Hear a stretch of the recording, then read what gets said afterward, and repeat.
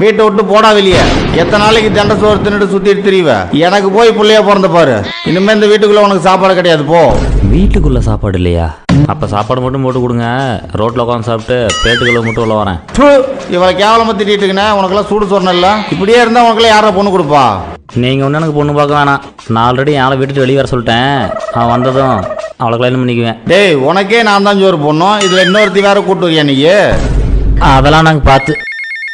Hello டேய், நான் வீட்டை விட்டு வெளியே வந்துட்டேன்டா. எங்க அம்மாக்கு வேற தெரிஞ்சு போச்சு. கால் பண்ணிட்டே இருக்காங்க. உங்ககிட்ட பேசணுமா? நீ கான்ஃபரன்ஸ்ல போடு, பேசலாம். என் அத்தை என்கிட்ட பேசுறாங்களாம், கேளுங்க.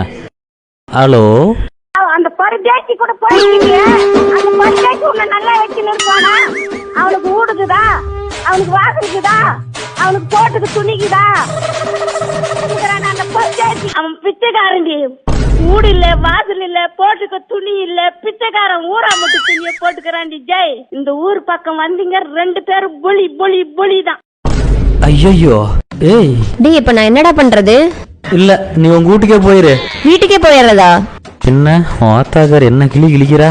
பாத்தியா, கண்டவங்க வீட்டுல திட்டு வாங்கிட்டு இருக்க.